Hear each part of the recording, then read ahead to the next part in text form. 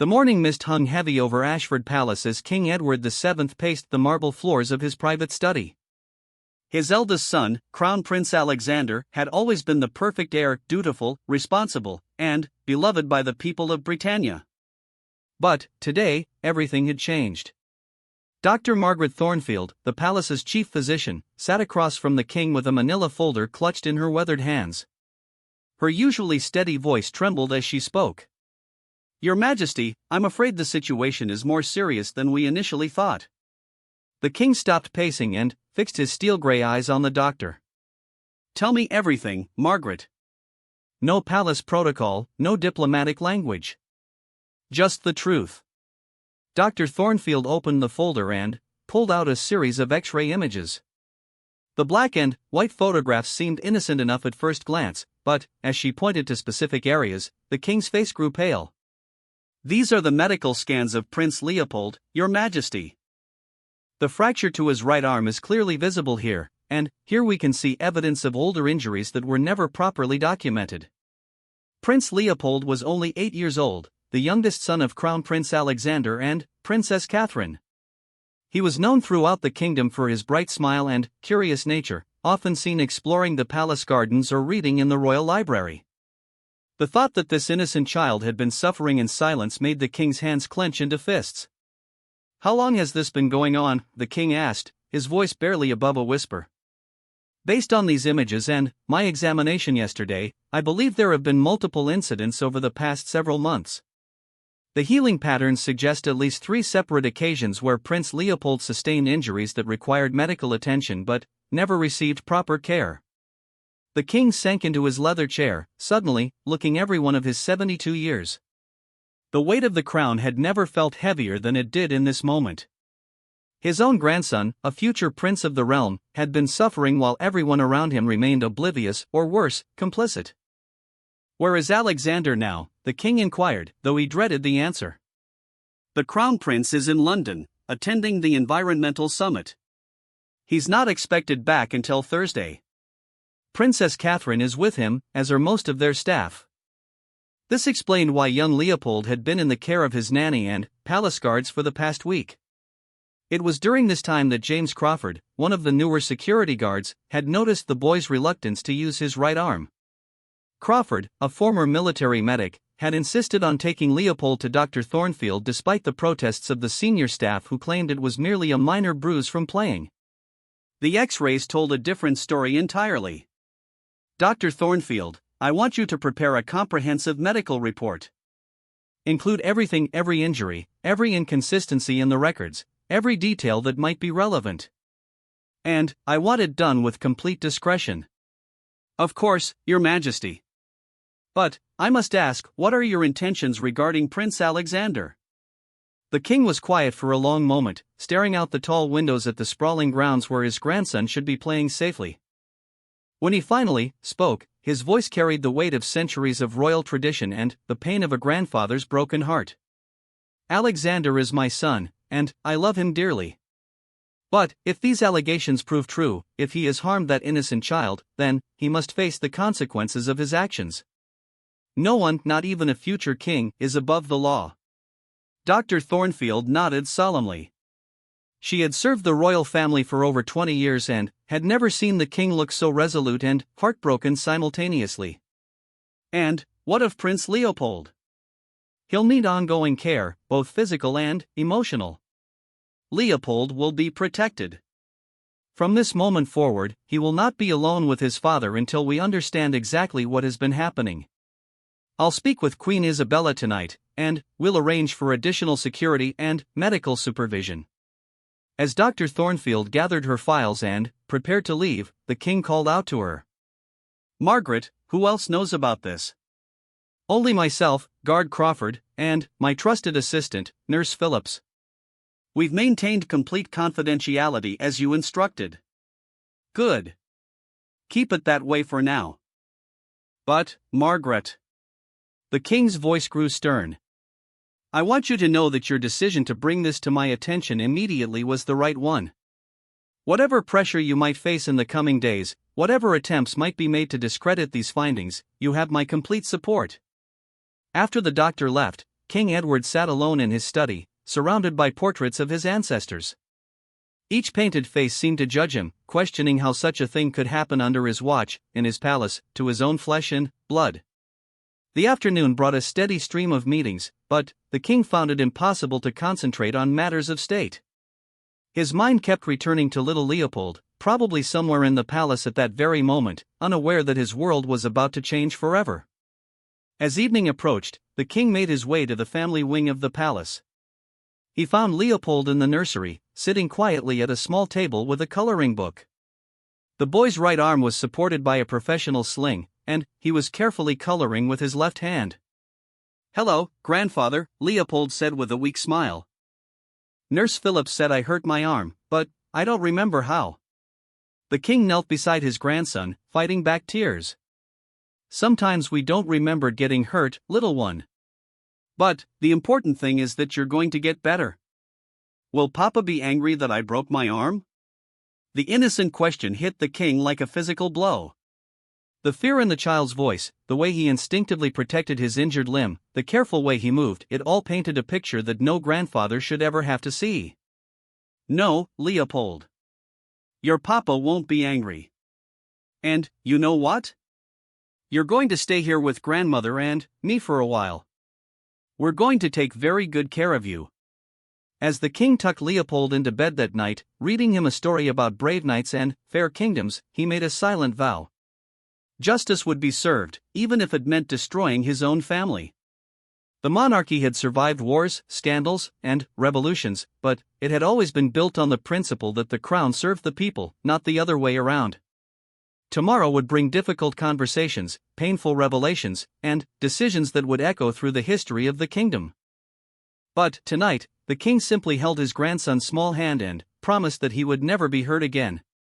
In the distance, thunder rumbled across the Scottish Highlands, as if the very heavens were preparing for the storm that was about to engulf the royal family. The morning newspapers would soon carry headlines that would shock the nation, but, for now, in the quiet of the nursery, a grandfather simply watched over a sleeping child and prepared to do what kings throughout history had been called to do: sacrifice everything for justice. The palace corridors, usually filled with the bustle of courtiers and staff, seemed unusually quiet that night. It was as if the very walls sensed that change was coming, that the careful balance of power and protocol was about to be shattered by truth too devastating to ignore. Guard Crawford, the man whose vigilance had uncovered this terrible situation, completed his night rounds with extra attention to the family wing. He knew that his actions had set in motion events that would change everything, but he also knew that he had done the right thing. Some loyalties, he believed, transcended even service to the crown, and loyalty to an innocent child was the highest of all. As midnight approached and the palace settled into an uneasy quiet, King Edward made one final decision. He picked up his secure telephone and dialed a number he had hoped never to use. "Sir Thomas? It's Edward. I need to see you first thing in the morning. We have a situation that requires your immediate attention. Yes, it's that serious. Bring the full legal team." The die was cast. Tomorrow, the Crown Prince of Britannia would discover that even royal blood could not shield him from justice. The emergency meeting convened at dawn in the king's private conference room, a place where matters of national security and family crisis were discussed behind walls thick enough to muffle even the loudest arguments. Sir Thomas Blackwood, the royal family's longtime legal counsel, arrived with 3 of his most trusted associates, their faces grave as they reviewed the preliminary documents that had been couriered to their offices just hours before. Queen Isabella sat beside her husband, her usually impeccable composure cracked by the weight of what they were facing. She had spent most of the night in Leopold's room, watching him sleep, studying his small face for signs of trauma she might have missed. How had they failed to protect their own grandchild? "Your Majesties," Sir Thomas began, adjusting his wire-rimmed spectacles as he opened a thick legal folder. "I've reviewed Dr. Thornfield's preliminary medical report, and I must tell you that the evidence is quite compelling. The X-rays show a clear pattern of injuries consistent with what medical experts would classify as non-accidental trauma." The Queen's sharp intake of breath was the only sound in the room for several seconds. Despite knowing this conversation was inevitable, hearing the clinical legal terminology made everything feel more real, more final. What are our options, Thomas? The king asked, his voice steady despite the turmoil he felt inside. Legally speaking, we have several paths before us. However, I must stress that once we begin formal proceedings, there will be no turning back. The investigation will take on a life of its own, and we will have limited control over how it unfolds. Sir Thomas's associate, a sharp-eyed woman named Patricia Henley who specialized in family law, leaned forward. Your Majesties, we must also consider the constitutional implications. Crown Prince Alexander is not just a father and subject, he is the heir to the throne. Any criminal charges would raise unprecedented questions about the succession. The king had been dreading this aspect of the situation. In the 1,000-year history of the Britannian monarchy, no heir apparent had ever been formally charged with a crime against a family member. The constitutional crisis alone could destabilize the government and, potentially, threaten the monarchy itself. What would happen to the line of succession if Alexander were to be convicted? Queen Isabella asked quietly. The crown would pass to the next in line, which would be Prince Leopold himself, with a regency established until he reaches majority, Sir Thomas replied. However, given the circumstances, Parliament might need to intervene to establish new protocols for such an unprecedented situation. The irony was not lost on anyone in the room. The child who had allegedly been harmed could one day become king as a direct result of that harm. A soft knock interrupted their discussion. The king's private secretary, Mrs. Eleanor Hartwell, entered with visible hesitation. Your Majesty, forgive the interruption, but we have a situation developing. The Crown Prince has cut short his trip to London and is returning to the palace immediately. He's demanding to know why Prince Leopold was taken for medical treatment without his explicit permission. The room fell silent. They had hoped for more time to prepare, to build their case carefully and present it to Alexander in a controlled environment. Now they would be forced to confront him while emotions were still raw and the legal framework was incomplete. How long until he arrives? The king asked. His helicopter landed 10 minutes ago, Your Majesty. He's currently in the main hall, asking to speak with you immediately. The king exchanged a meaningful look with his wife. Thomas, I want you and your team to remain here. Under no circumstances are you to leave this room or discuss these matters with anyone else until I return. Eleanor, please escort the Crown Prince to the Blue Drawing Room and inform him I will join him shortly. As the staff departed, King Edward took his wife's hand. Isabella, I need to know that you're with me on this. Whatever happens in the next few hours, whatever Alexander says or does, we must present a united front. The queen straightened her shoulders, and, for a moment, the woman who had ruled beside the king for 40 years was clearly visible beneath the worried grandmother. Edward, I have loved Alexander since the day he was born. But, I love Leopold too, and I will not allow that child to suffer in silence while we protect his father. Do what you must. The walk to the Blue Drawing Room felt like the longest of King Edward's life. With each step down the familiar corridors, he mentally prepared himself for a conversation that would forever change his relationship with his eldest son. The portraits of his ancestors seemed to watch him pass, their painted eyes holding centuries of royal wisdom and judgment. Crown Prince Alexander was standing by the tall windows when his father entered, his tall frame rigid with barely controlled anger. At 42, he possessed the classical good looks that had made him popular with the people, but today his handsome features were marred by a scowl that transformed his appearance entirely. Father, I demand to know what is going on, Alexander said without preamble. I receive word that Leopold has been taken to the medical wing, that there are x-rays being taken, that decisions about my son's care are being made without my knowledge or consent. This is completely unacceptable. The king closed the door behind him and moved to stand near the fireplace, maintaining distance between himself and his son.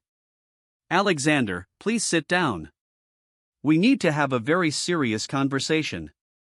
I don't want to sit down. I want answers. Where is Leopold? Where is Catherine?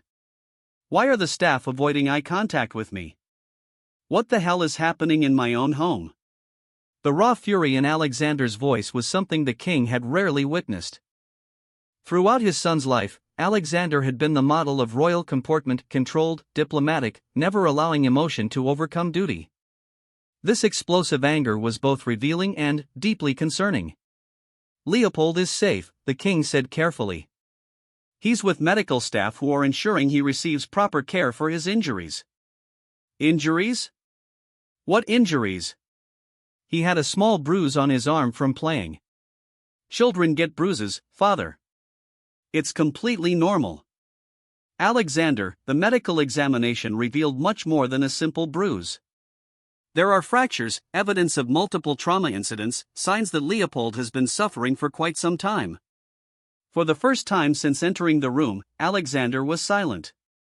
The king watched his son's face carefully, looking for signs of recognition, remorse, or explanation. Instead, he saw something that chilled him to the bone: calculation.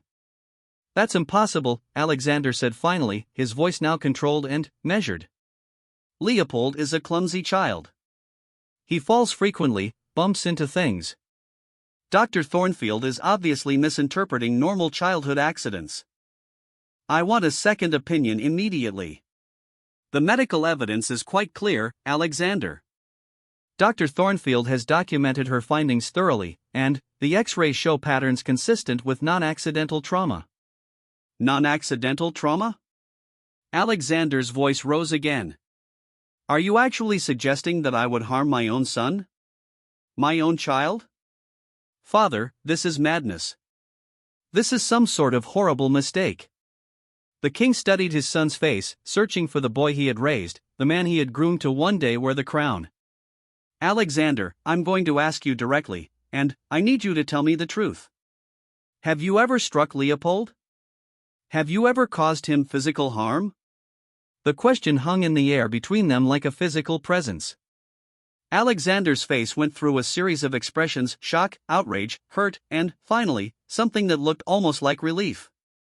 How can you even ask me that? Alexander whispered. I'm his father. I love him more than life itself. Yes, there have been times when discipline was necessary. Yes, there have been moments when he tested my patience beyond reason. But, harm him? Deliberately hurt my own son? Never. The king felt a flicker of hope. Perhaps there was an explanation, perhaps the medical evidence could be interpreted differently, perhaps they could find a way through this crisis that didn't destroy their family. But, then, Alexander continued talking, and that hope quickly died. Leopold is a difficult child, father. He's willful, disobedient, prone to dramatic outbursts. Sometimes firm discipline is required to correct his behavior. Catherine is too soft with him, too willing to coddle his weaknesses. A future prince cannot be allowed to grow up thinking the world will bend to his every whim. Alexander, Leopold is 8 years old. Age is no excuse for defiance, father. You taught me that yourself. The crown demands strength, discipline, unwavering commitment to duty. These lessons cannot begin too early. As his son spoke, the king realized with growing horror that Alexander genuinely believed his own words. In his mind, the discipline he had inflicted on Leopold was not abuse but necessary preparation for royal life.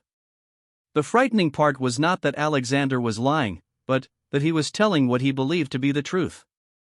Alexander, sit down. Now. The king's voice carried the full weight of royal command, and, for the first time in the conversation, his son complied. I'm going to explain to you exactly what is going to happen, the king continued. You are going to remain in this palace under close supervision while a full investigation is conducted. You will have no unsupervised contact with Leopold, and you will cooperate completely with medical professionals, legal counsel, and investigators. Alexander shot to his feet. Father, you cannot be serious. I am the Crown Prince of Britannia. I will not be treated like a common criminal based on the hysterical interpretations of palace doctors. You will be treated exactly as anyone else who is suspected of harming a child. Your royal title affords you no protection from justice, Alexander. None whatsoever. The two men stared at each other across the elegant room, generations of royal tradition and family love warring with the demands of justice and protection of an innocent child. In that moment, both knew that their relationship would never be the same, regardless of what the investigation ultimately revealed. And if I refuse? Alexander asked quietly. Then, you will be removed from the palace by force, and criminal charges will be filed immediately. The choice is yours, Alexander, but those are your only options. Crown Prince Alexander looked around the room where he had played as a child, where he had been tutored in statecraft and duty, where he had received his first formal briefing on the responsibilities of kingship. Everything he had worked toward, everything he believed himself to be, hung in the balance of this moment. I want to see Leopold, he said finally. That is not possible. He's my son. And he's my grandson. And, right now, my duty is to protect him from further harm, even if that harm comes from his own father. The finality in the king's voice seemed to penetrate Alexander's defenses. For the first time since the conversation began, he looked truly afraid. Father, please. There must be some mistake. Some misunderstanding. I would never deliberately hurt Leopold. He must know that. Ask him. Let me talk to him and clear this up. Alexander, Leopold is 8 years old and has been living in fear. The medical evidence suggests months of trauma. Even if you believe your actions were justified discipline, the law sees it differently. And, more importantly, a child has been suffering. As if summoned by their conversation, Mrs. Hartwell appeared at the door with another urgent message. Your Majesty, Dr. Thornfield needs to speak with you immediately. She says it's about Prince Leopold and it cannot wait. The king felt his heart sink. What fresh horror awaited them now? Tell her I'll be there in 5 minutes. After Mrs. Hartwell departed, the king turned back to his son. Alexander, you will go to your chambers now. You will remain there until this matter is resolved. Guards will be posted outside your door, ostensibly for your protection but, in reality to ensure you don't leave. And, Catherine? Does she know about these accusations? Your wife will be informed when she returns tomorrow. Until then, she believes you've returned early due to a minor family matter. As Alexander moved toward the door, he paused and looked back at his father. I hope you know what you're doing, father. I hope you understand the damage this will cause to the monarchy, to our family, to the very institution you've spent your life protecting. I understand that sometimes protecting an institution requires making very hard choices, the king replied. And, I understand that no institution, no matter how ancient or revered, is more important than the safety of an innocent child. After Alexander left, King Edward stood alone in the blue drawing room, surrounded by priceless artwork and furniture that had witnessed centuries of royal history. Never in all those years had the room hosted a conversation quite like this one, a king preparing to potentially destroy his own heir in order to protect his grandson. The weight of the crown had never felt heavier, but the king knew that some burdens could not be shared, some decisions could not be delegated, and some acts of courage required standing completely alone. Dr. Thornfield was waiting for him, and he suspected that whatever she had discovered would make the conversation with Alexander seem simple by comparison. Dr. Thornfield was waiting in her medical office with an expression that immediately told King Edward the news was worse than he had feared. Beside her sat a woman he didn't recognize, a middle-aged professional with kind eyes and a badge identifying her as Detective Inspector Sarah Walsh from the Metropolitan Police's Child Protection Unit. Your Majesty, Dr. Thornfield began, I'm afraid we've discovered additional injuries that weren't visible in the initial X-rays. I've asked Detective Inspector Walsh to join us because, medically speaking, we now have evidence of systematic abuse spanning at least 8 months. The king felt his legs weaken and slowly lowered himself into a chair. Show me. Dr. Thornfield spread out a series of new X-rays and photographs on her desk. These are scans of Leopold's ribcage, taken with more sophisticated equipment this morning.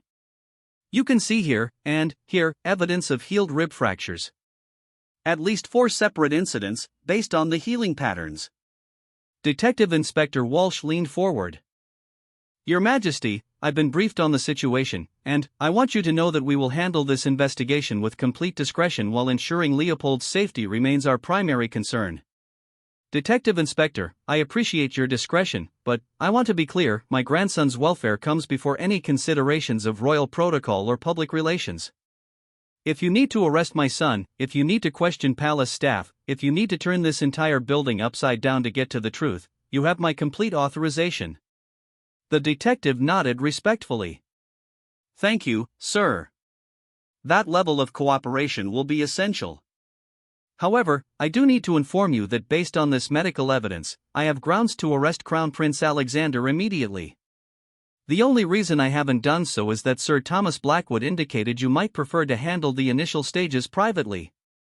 Dr. Thornfield interrupted softly. "There's something else, Your Majesty. During my examination this morning, Leopold began talking about some of his injuries. He doesn't fully understand what happened to him, but his descriptions are quite disturbing." "What did he say?" "He described episodes where his father would become very angry about small things, spilled drinks, torn clothing, failure to stand properly during formal occasions. He said his father would tell him that future kings must be strong, that pain makes people stronger, and that he must never tell anyone about their strength training sessions." The king felt physically ill. The clinical language couldn't mask the horror of what had been happening to Leopold while the entire royal household remained oblivious. "Where is Leopold now?" "He's in the children's ward with Nurse Phillips and a child psychologist, Dr. Emma Fitzgerald. Dr. Fitzgerald specializes in working with young trauma victims, and she's been recommended by the courts for cases like this." Detective Inspector Walsh consulted her notes.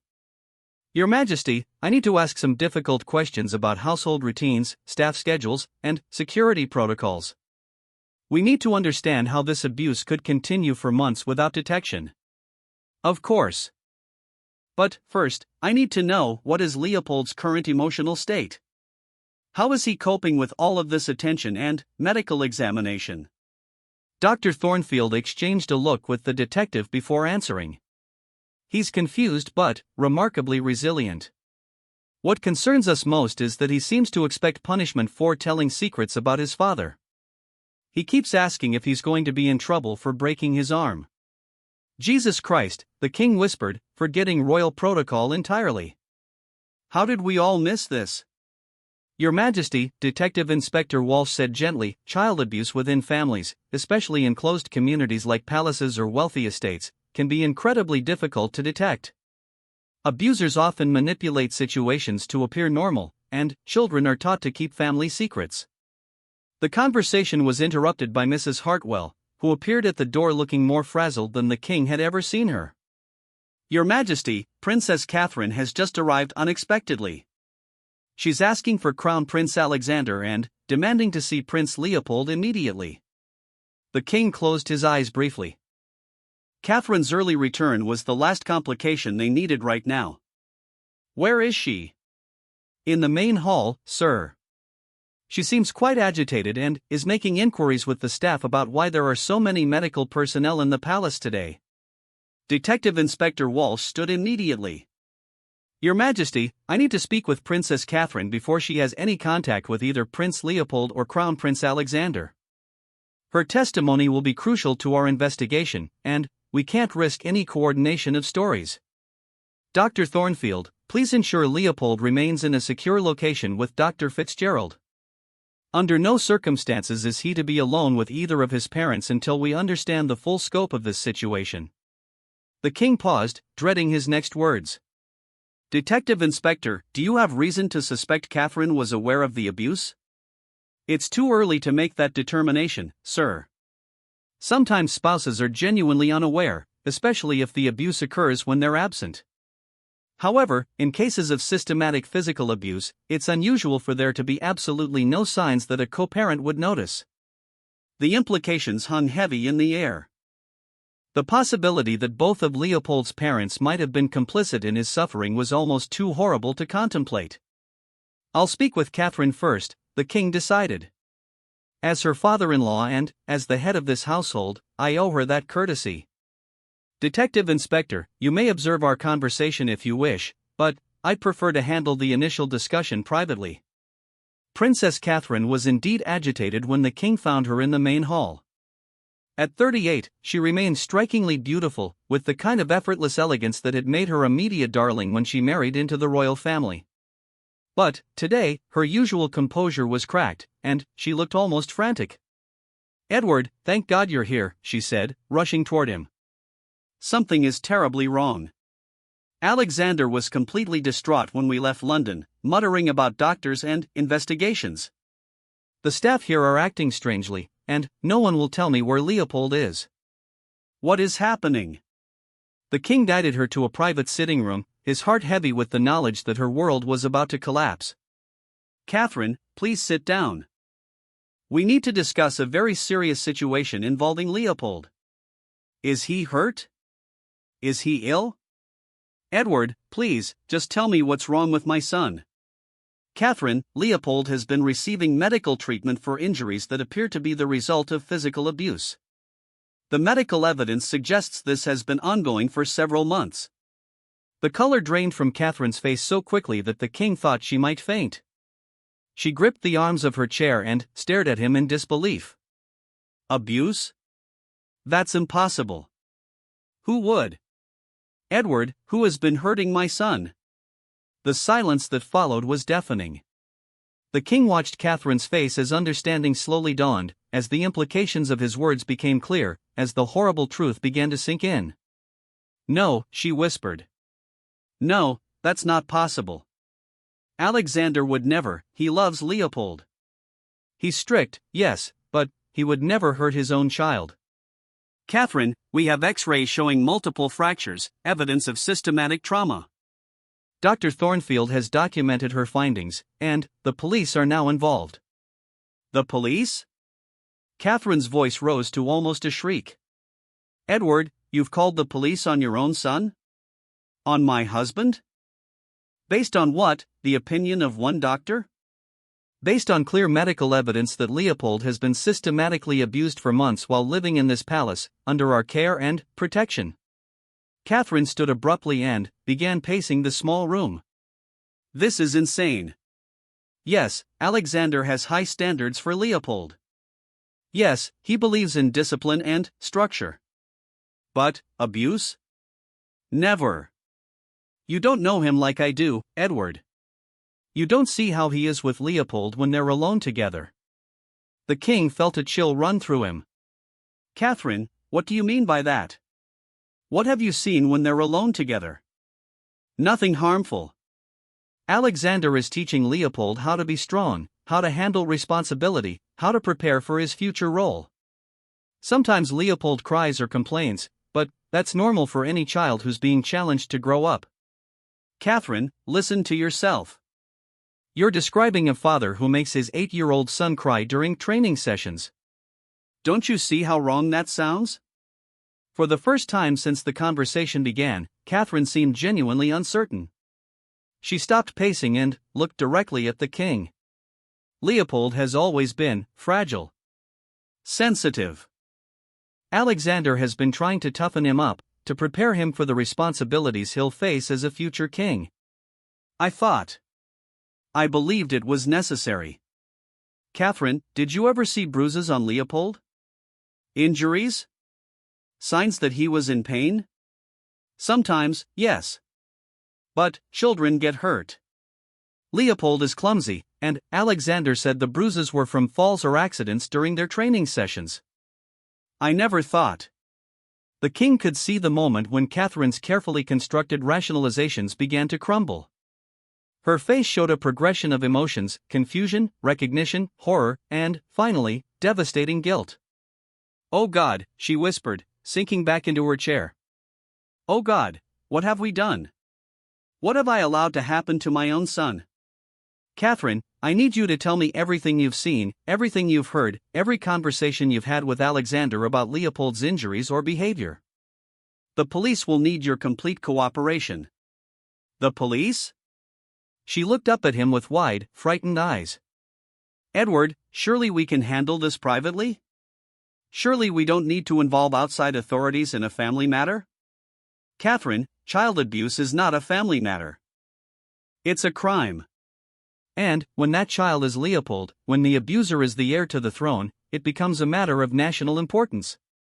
The reality of their situation was finally beginning to penetrate Catherine's shock. "What will happen to Alexander?" What will happen to our family? That depends on what the investigation reveals and what the courts decide.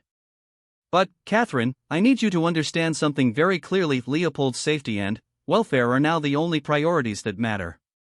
Everything else, including Alexander's future, including the succession, including our family's reputation, comes second to protecting that child. Catherine buried her face in her hands and began to sob. I should have known. I should have protected him. I should have seen what was happening. The king moved to sit beside her, offering what comfort he could while knowing that nothing could erase the guilt and self-recrimination she would carry for the rest of her life. Catherine, the most important thing now is that you tell the truth, that you help us understand what happened, and that you support Leopold through whatever comes next. Can I see him? Please, Edward, I need to see my son. I need to tell him how sorry I am. That will be up to the doctors and the police. Leopold is being cared for by specialists who understand childhood trauma.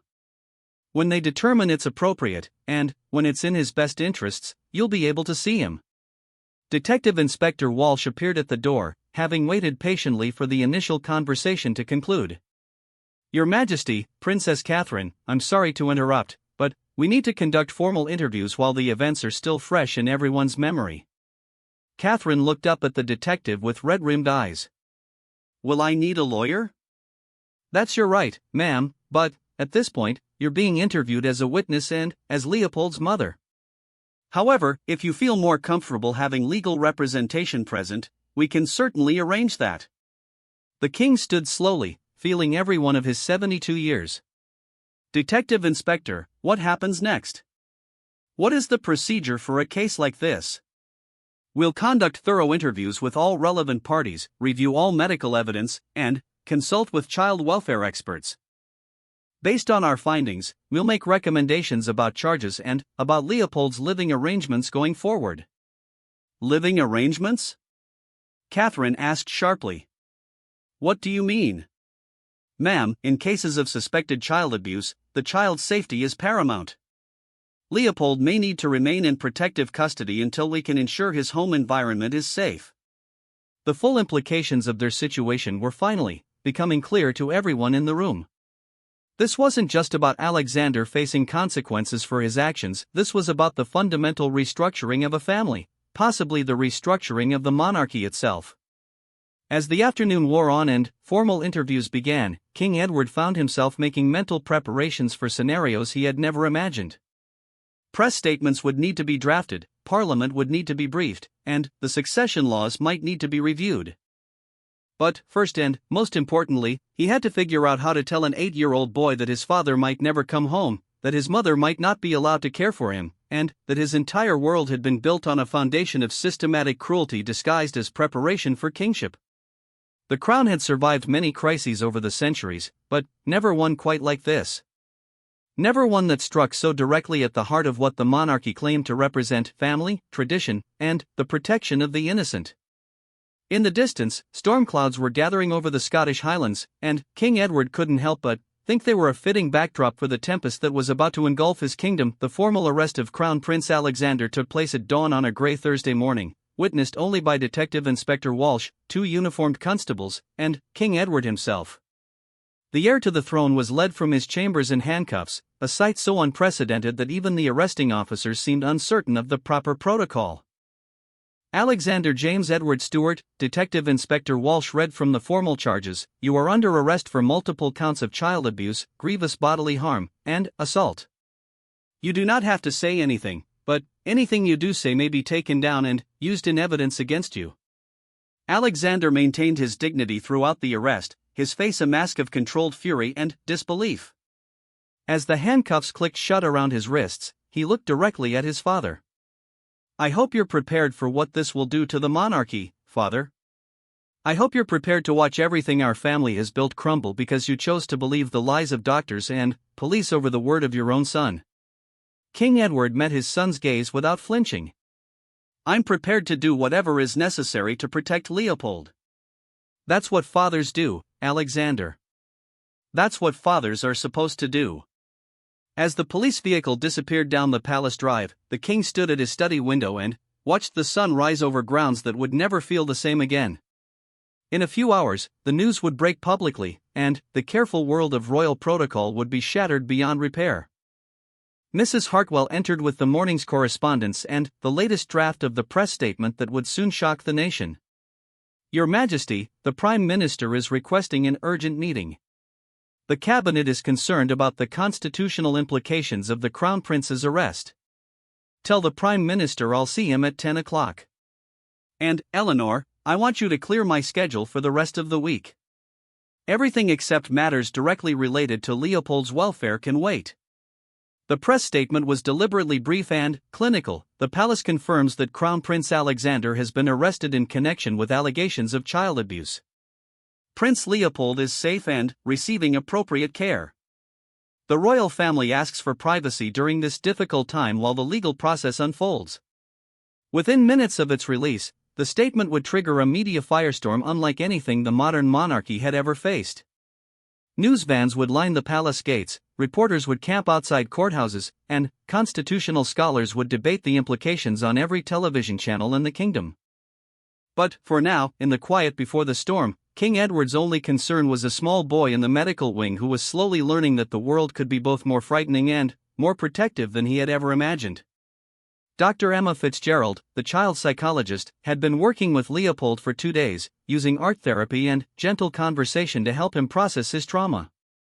Her preliminary assessment was both heartbreaking and hopeful. Prince Leopold is remarkably resilient, she told the king during their morning briefing. He's beginning to understand that the training sessions with his father were not normal, that children shouldn't be hurt by their parents, and, most importantly, that he did nothing wrong. How is he coping with Alexander's absence? Initially, he was very worried that his father would be angry about the secret getting out. But, yesterday, he told me something quite significant. He said he was happy that his arm doesn't hurt anymore, and he asked if he could play in the garden without having to practice royal posture until it was perfect. The king felt tears threaten for the first time since this crisis began. What does he understand about the situation with his parents? We've told him that his father is away while doctors and other adults work on keeping children safe. He knows his mother is also talking to these adults to help them understand what happened. He's asked several times if he can live with you and Queen Isabella permanently. And what have you told him? That right now, his job is just to be a little boy, to heal from his injuries, and to remember that many people love him and want to keep him safe. The decisions about where he'll live will be made by adults who care about what's best for him. Princess Catherine's situation had become increasingly complicated as the investigation progressed. While the evidence suggested she hadn't directly participated in Leopold's abuse, her awareness of the discipline sessions and her failure to protect her son raised serious questions about her fitness as a parent. Your Majesty, Sir Thomas reported during their daily legal briefing, the Crown Prosecution Service is considering charges against Princess Catherine for child endangerment and failure to report suspected abuse. Her interviews suggest she was willfully blind to what was happening. What are the implications for Leopold's custody? If both parents are deemed unfit, temporary guardianship would likely be awarded to you and Queen Isabella, pending a full assessment of all parties involved. However, the courts will want to exhaust all possibilities for family reunification before making permanent arrangements. The legal complexities were staggering. Constitutional law had no precedent for a situation where both the heir apparent and his spouse were facing criminal charges related to their treatment of a child who was third in line to the throne. Meanwhile, the media circus outside the palace gates had grown to unprecedented proportions. International news crews, royal commentators, and protesters had created a chaotic scene that required additional security measures to maintain even basic palace operations. The king's private secretary brought him updates throughout the day. The Archbishop of Canterbury is requesting a meeting about the moral implications for the Church's relationship with the monarchy.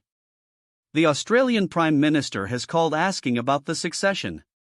The stock market is down 12% due to concerns about political stability. But none of these external pressures compared to the weight of a conversation the king knew he had to have with Leopold about his father's arrest and the uncertain future that lay ahead. He found the boy in the palace's private garden, playing quietly with a set of wooden blocks while Nurse Phillips watched from a nearby bench. Leopold's right arm was still in a sling, but he was managing quite well with his left hand, building an elaborate castle with careful concentration. "Hello, Leopold," the king said, settling himself on the grass beside his grandson. "That's quite an impressive castle you're building." "Thank you, grandfather. Dr. Fitzgerald said I could build whatever I wanted, so I'm making a castle where everyone is safe and no one gets hurt." The innocent wisdom of the statement pierced the king's heart. "That sounds like a wonderful kind of castle to live in." "Grandfather, the adults keep saying my papa is away, but no one will tell me where he went or when he's coming back. Did he go away because I told the doctor about getting hurt?" The king had rehearsed this conversation with Dr. Fitzgerald, but, sitting here with Leopold, looking into those trusting 8-year-old eyes, all his carefully planned words seemed inadequate. "Leopold, your papa is in a place where other adults are trying to help him learn better ways to treat children. Sometimes grown-ups make mistakes, even big mistakes, and they need help to understand how to do better." "But why can't he learn here? Why can't I help him?" "Because sometimes when adults make mistakes that hurt children, the children need to be kept safe while the adults get help. It's not your job to help your papa learn, it's other adults' job to do that." Leopold was quiet for a long moment, carefully placing another wooden block on his castle. "Grandfather, will my papa ever come home?" "I don't know, Leopold. That will depend on many things that other adults have to decide. But I do know that no matter what happens with your papa, you will always be safe and loved." "And what about Mama? She's been crying a lot when she thinks I can't see her." The king's heart clenched. Leopold was so perceptive, so aware of the adult emotions swirling around him, despite everyone's efforts to shield him from the worst of the crisis. "Your mama is very sad about what happened to you. She wishes she had done a better job of protecting you, and she's trying to figure out how to be the best mama she can be." "Does she think it's my fault too?" "Oh, Leopold, no. None of this is your fault. Not your papa's behavior, not your mama's sadness, not any of the grown-up problems that are happening now. You are a child, and children should never have to worry about these things." Leopold set down his wooden block and looked directly at his grandfather. "Dr. Fitzgerald says that some families have to change to keep everyone safe. Does that mean our family is going to change?" The king was amazed by the boy's emotional intelligence and his ability to process such complex concepts. "Yes, Leopold. Our family is going to be different than it was before.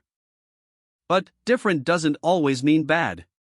Sometimes change can make things better and safer." "Will I still be a prince?" "Yes, you will always be a prince. That can never change." "And will I still live in the castle?" "For now, yes. You'll live here with grandmother Isabella and me, and we'll make sure you're safe and happy." Leopold seemed to consider this information carefully, his small fingers tracing patterns in the grass. "Grandfather, can I tell you something?" "Of course, Leopold. You can tell me anything. I'm scared about my papa being angry when he comes back. But I'm also scared that he won't come back. Is it okay to feel both scared things at the same time?" The king felt his composure threatening to break entirely. This little boy, who had been systematically abused by his own father, was still capable of missing that same parent. The complexity of childhood emotions in the face of trauma was both beautiful and heartbreaking. It's absolutely okay to feel scared in different ways, Leopold.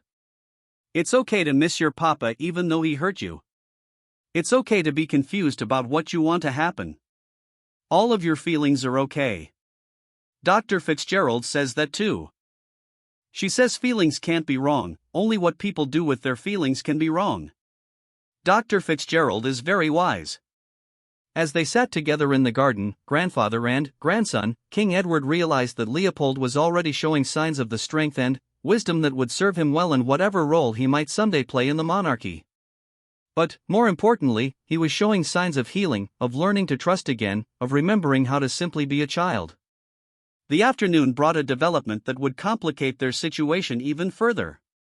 Crown Prince Alexander, through his legal counsel, was demanding immediate access to Leopold, claiming his parental rights were being violated by the extended separation. Absolutely not, Dr. Fitzgerald stated firmly when consulted. Leopold is just beginning to feel safe. Any contact with his father at this stage could be traumatic and could undo weeks of therapeutic progress. The legal team was divided on the issue. While the evidence against Alexander was substantial, he had not yet been convicted of any crime, and parental rights were difficult to terminate even in cases of suspected abuse. The court will likely require some form of supervised visitation, Sir Thomas advised. However, we can argue for extensive restrictions and psychological oversight. The king made his position clear to everyone involved. Leopold's well-being is our only consideration. If Alexander wants to see his son, he'll have to prove that such contact is in Leopold's best interests, not his own. As evening approached and the palace settled into an uneasy quiet, King Edward stood once again at his study window, looking out over grounds where his grandson now played safely for the first time in months. The cost of that safety had been enormous: a son arrested, a daughter-in-law facing charges, a monarchy thrown into crisis, and a nation grappling with questions about the very nature of royal authority. But, watching Leopold laugh with Nurse Phillips as she pushed him on a garden swing, seeing him move without the careful, fearful precision that had characterized his behavior for so long, the king knew that every sacrifice had been worth making. The phone rang, interrupting his contemplation. Mrs. Hartwell's voice came through the intercom. "Your Majesty, it's Princess Catherine's solicitor. He says she wants to make a full confession about everything she witnessed and failed to report. She wants to cooperate completely with the prosecution in exchange for the possibility of supervised access to Leopold." The king closed his eyes, understanding that Catherine's confession would likely seal Alexander's fate while potentially opening a path toward her own redemption as a mother. Justice was never simple, especially when it cut through the heart of a family, but it was always necessary. "Tell him I'll speak with the prosecution team in the morning. And ask Dr. Fitzgerald to prepare an assessment of whether Catherine's confession and cooperation might benefit Leopold's emotional recovery." Tomorrow would bring new challenges, new revelations, and new decisions that would reshape the monarchy for generations to come. But tonight, for the first time in months, Prince Leopold would sleep safely, without fear of morning training sessions or the need to hide his tears from adults who should have protected him. The crown would survive this crisis, as it had survived so many others throughout history. But it would emerge changed, purified by truth and strengthened by the knowledge that sometimes the greatest act of royal service was the willingness to sacrifice everything for justice. 6 months after Crown Prince Alexander's arrest, the trial that had captivated the nation and shaken the foundations of the monarchy finally reached its conclusion. The courtroom was packed with journalists, legal experts, and members of parliament as Justice Sir Richard Pemberton prepared to deliver the verdict that would determine the future of the royal succession. King Edward sat in the gallery beside Queen Isabella, both of them having aged visibly during the long months of legal proceedings. Behind them sat Princess Catherine, who had become a key witness for the prosecution after her full confession 6 months earlier. Her testimony about the systematic abuse she had witnessed and failed to report had been devastating in its detail and honesty. Crown Prince Alexander, now 43, stood in the dock wearing a simple dark suit instead of the ceremonial uniforms that had once defined his public image. The months in custody had changed him physically. He was thinner, grayer, and carried himself with none of the confident bearing that had made him a popular figure with the public. But the most significant presence in the courtroom was felt rather than seen. Prince Leopold, now 9 years old, had not attended the trial on the advice of his therapists. However, his recorded testimony, given in the safety of a specially designed interview room with Dr. Fitzgerald present, had provided the most damning evidence against his father. Justice Pemberton's voice carried clearly through the silent courtroom as he began his summary. "This case has presented the court with unprecedented challenges, involving as it does the heir to the throne and allegations of systematic child abuse. However, the law makes no distinction between royal and common citizen when it comes to the protection of children." The judge reviewed the medical evidence that had started the investigation, the X-rays showing multiple fractures, the documentation of healed injuries, the expert testimony about patterns of non-accidental trauma. He detailed the psychological assessment of Leopold, which revealed a child who had lived in constant fear of disappointing his father and triggering another training session. The defendant has maintained throughout these proceedings that his actions constituted appropriate parental discipline designed to prepare his son for future royal duties. However, the evidence presented to this court paints a clear picture of systematic physical abuse disguised as preparation for kingship. Princess Catherine's testimony had been particularly compelling. She had described in detail the incidents she had witnessed, her failure to intervene, and the way Alexander had manipulated her into believing that Leopold's injuries were either accidents or necessary consequences of royal training. "I knew something was wrong," Catherine had testified, tears streaming down her face. Leopold would come back from time alone with his father quiet and withdrawn. He would flinch when Alexander raised his voice or moved too quickly. But Alexander convinced me that Leopold was simply weak, that he needed to be toughened up, that this was how future kings were trained. The prosecution had also presented testimony from palace staff who had noticed changes in Leopold's behavior over the months of abuse. Guards reported that the boy had become increasingly anxious around his father, that he would hide when Alexander was looking for him, and that he had stopped the spontaneous laughter and playfulness that had once characterized his personality. Perhaps most damaging was the testimony from Dr. Fitzgerald, who had worked with Leopold throughout the legal proceedings. She described a child who had been systematically traumatized, who had been taught to suppress his natural emotions, and who had been conditioned to believe that physical pain was a necessary part of becoming strong enough to be royal. Prince Leopold showed classic signs of complex trauma, Dr. Fitzgerald had explained to the court. He had learned to dissociate during painful episodes, to suppress his emotional responses, and to blame himself for triggering his father's violence. This is not the result of appropriate discipline, this is the result of systematic psychological and physical abuse. The defense had struggled to present a coherent argument. Alexander's legal team had tried to argue that royal children required different standards of discipline, that the pressures of future kingship justified more rigorous training than ordinary children received. They had called witnesses to testify about historical royal education practices and the unique challenges facing modern monarchs. But their arguments had crumbled under cross-examination. Expert witnesses had testified that there was no psychological or educational justification for the systematic infliction of physical pain on a child. Constitutional scholars had stated unequivocally that royal status provided no exception to child protection laws. Alexander himself had chosen not to testify in his own defense, despite pressure from his legal team to show remorse or at least acknowledge the harm he had caused to Leopold. His continued insistence that his actions had been appropriate and necessary had made it impossible for his lawyers to argue for leniency based on regret or recognition of wrongdoing. Now, as Justice Pemberton prepared to deliver his verdict, the weight of history seemed to press down on everyone in the courtroom.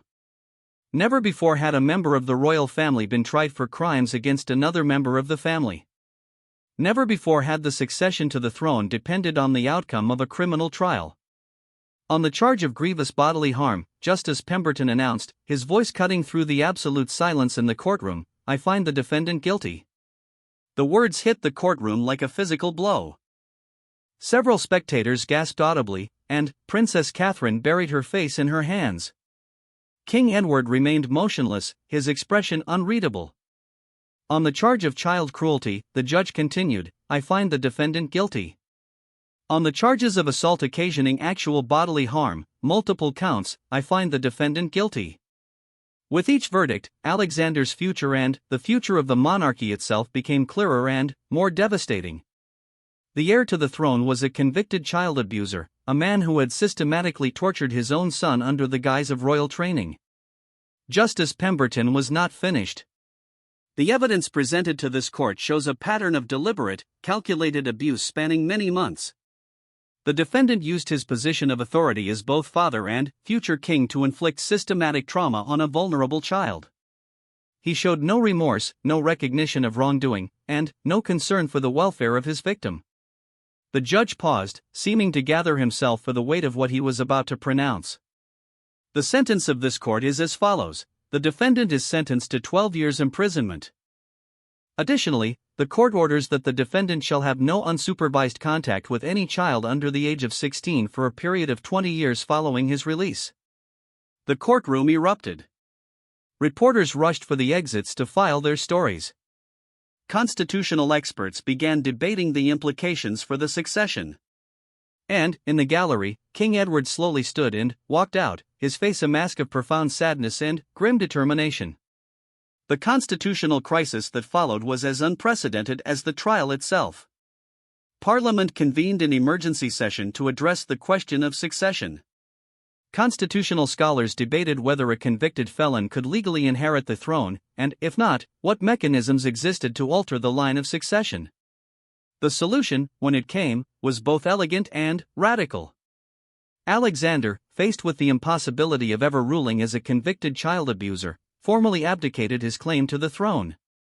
In a brief, carefully worded statement read by his lawyer, he renounced all royal titles and removed himself from the line of succession. This meant that Leopold, at age 9, became the direct heir to his grandfather's throne. However, given his age and the trauma he had experienced, Parliament passed emergency legislation establishing a regency that would last until Leopold reached the age of 25, rather than the traditional 18. Princess Catherine's fate was decided separately.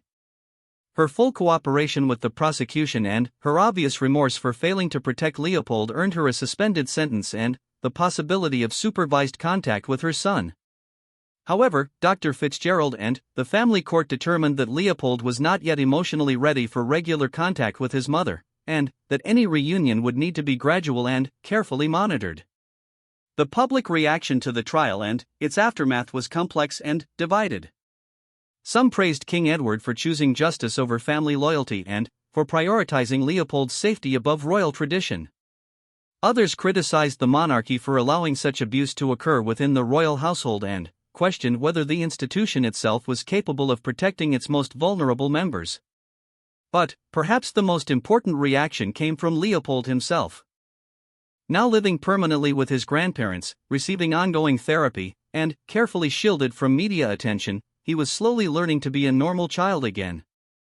Dr. Fitzgerald reported remarkable progress in his recovery. "Leopold is laughing again," she told the king during one of their regular meetings. "He's curious, playful, and affectionate." The hypervigilance and anxiety that characterized his behavior during the abuse have largely disappeared. And his understanding of what happened. He knows that his father hurt him, that it was wrong, and that he's now safe. He understands that his father is in prison as a consequence of those actions. Most importantly, he knows that none of it was his fault. The boy who would one day be king was learning to play football with the palace guards, to laugh at silly jokes, and to express his opinions without fear of punishment. He was receiving an education that emphasized critical thinking over rigid obedience, creativity over conformity, and emotional intelligence over stoic endurance. "I don't want to be the kind of king who hurts people," Leopold told his grandfather one evening as they walked through the palace gardens. "I want to be the kind who keeps people safe." King Edward smiled at his grandson, seeing in the boy's words both the wisdom that could come from surviving trauma and the compassion that might define a very different kind of monarchy in the future. "That's exactly the kind of king our people need, Leopold. And I believe you'll be magnificent at it when your time comes." The crisis had cost the royal family enormously. A son and heir was in prison, a daughter-in-law was estranged from her child, and the monarchy's reputation had been severely damaged. But it had also proved something important about the institution's capacity for self-correction and its commitment to justice over convenience. James Crawford, the guard whose vigilance had started the entire investigation, was quietly promoted and given a special commendation for his service to the crown. Dr. Thornfield received official recognition for her courage in reporting suspected abuse despite the pressure to remain silent. And Detective Inspector Walsh was praised for her sensitive handling of a case that could have destroyed public faith in both the police and the monarchy. As the first anniversary of Alexander's arrest approached, King Edward reflected on the year that had transformed his family and his kingdom. The monarchy had survived its greatest modern crisis not by covering up wrongdoing or protecting the guilty, but by choosing transparency, accountability, and justice. Leopold, now 10 years old, had grown tall and confident in the safety of his grandparents' care. He still saw Dr. Fitzgerald regularly, but their sessions had evolved from trauma therapy to discussions about leadership, responsibility, and the kind of king he might want to become someday. "I think," the boy said one day as he and his grandfather watched the sunset from the palace balcony, "that being strong doesn't mean not crying or not being scared. I think it means doing the right thing even when it's really hard." King Edward put his arm around his grandson, marveling at the wisdom that had emerged from such a painful journey. "You're absolutely right, Leopold. And that kind of strength will make you a wonderful king." In the distance, the lights of the city sparkled like stars, each one representing a citizen who would someday look to Leopold for leadership. The boy who had survived systematic abuse, who had found the courage to tell the truth, and who had learned that real strength came from compassion rather than control, would bring to the throne a perspective unlike any monarch in the nation's long history. The crown would pass to him when the time came, but it would be a different crown, one defined not by the divine right of kings but by the sacred duty to protect the vulnerable, seek justice for the wronged, and ensure that no child, royal or common, would ever again suffer in silence while those in power looked away. The story that had begun with X-rays revealing a fractured arm had ended with the healing of a fractured family and the promise of a monarchy rebuilt on the foundation of moral courage. It was not the ending anyone had wanted, but it was the ending that justice demanded and that the future required. And, in the end, that was enough.